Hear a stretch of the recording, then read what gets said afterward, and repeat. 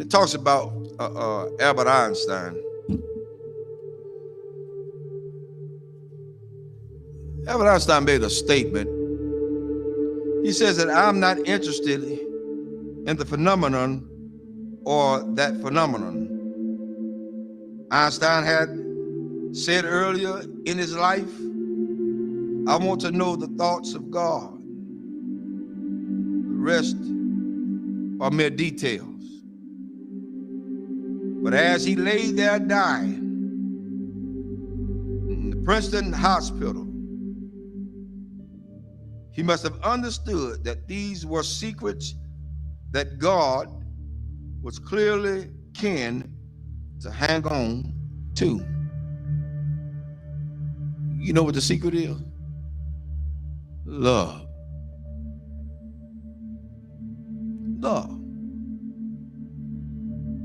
Love.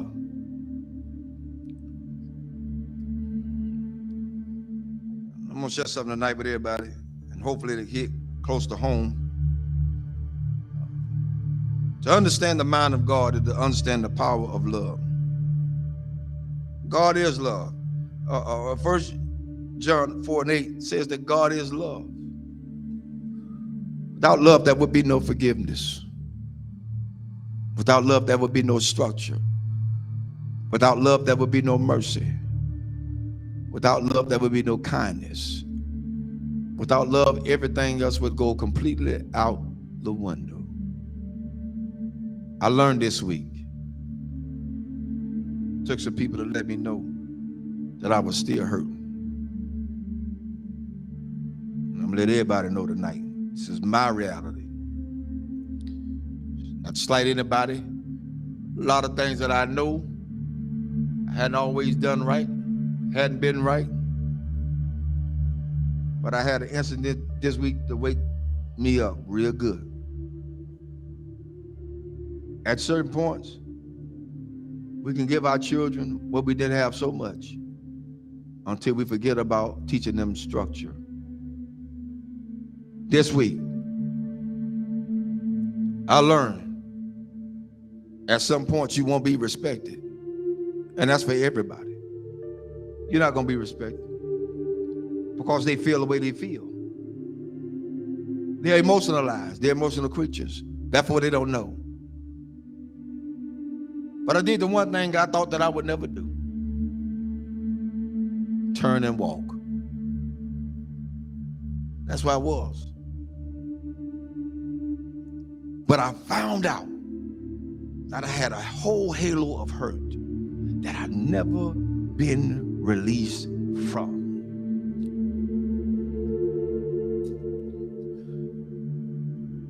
My respect factor has never really been known because I never got it. Never got it. People say they respect you. Say they love you. Where is it? One of the things we got to realize is what we train our children to do, they're going to do it to the fullest extent. If you let them be into your business as adults, then they're going to have all rights and privileges to say what they want to say, not knowing the outcome of what could be. But I learned something. Even though I went through all that hurt and I'm still hurting, that's all right. I don't mind it. I'm going to go through this thing. I'm going to go through it. Because at this point, I don't owe nobody nothing. I owe God himself. For me, I did what I needed to do and walked away. I did what I had to do and walk away. And it ain't easy. It ain't easy trying to do right and you still get damaged. It ain't easy. God help me tonight. It is not easy. It is not easy to be in a place and feel like you're trapped. Because even when you do good, evil is always present. So you have to face the fact. That's why I said a lot of times, I've told people, and I still tell people today, don't hold me up as no God. Because I'm going to fall. And I'm going to make you fall. Don't hold me as no God. I'm going to make some decisions that folk just is not going to like. I'm going to turn over some chairs and some tables that people are not going to even be able to imagine that, whoa, the Reverend did that. Oh, yes, because I'm human. I'm human. I'm human. One thing I learned from all this is that you don't have to stay where you're not welcome. Thirdly, I ain't studying nothing nobody say. I came in this world alone. I'm gonna die alone. So you got to stand for yourself. I'm teaching my children that now, and I'm teaching them that from a distance right now. Because what could have happened didn't. And I love all of them. I love everybody. I love everybody. But there comes a point in your life you got to let go. You got to let go. How long do you have to put up with a lot of stuff? You did your part. You did what you can do. Now it's time to let them go. A lot of parents out there suffering now, and I'm telling all parents out there now, you done did all you could with your child. They're in their adulthood. They think they know it all. They done seen the world. They got more sense than you. Let them go. Release them in the Lord's hand. If you get in the way, you get in the way of God's hand. Get out the way. Because whatever God got for them, that's what he's going to get.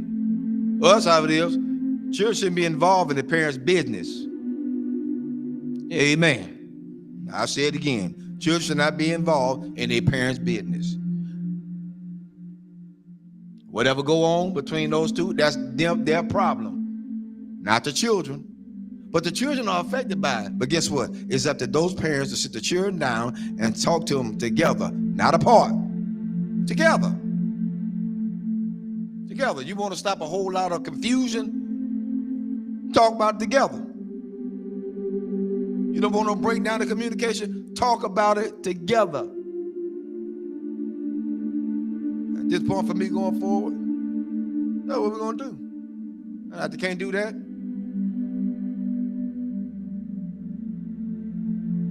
I ain't playing with them. There's a lot you can do. And God help me. I'm strong as an ox. But the Lord is a protector and a shield from everything. And Lord help me, I got the scars to prove it. Cried many a days. But I ain't got to cry no more. My mind's made up.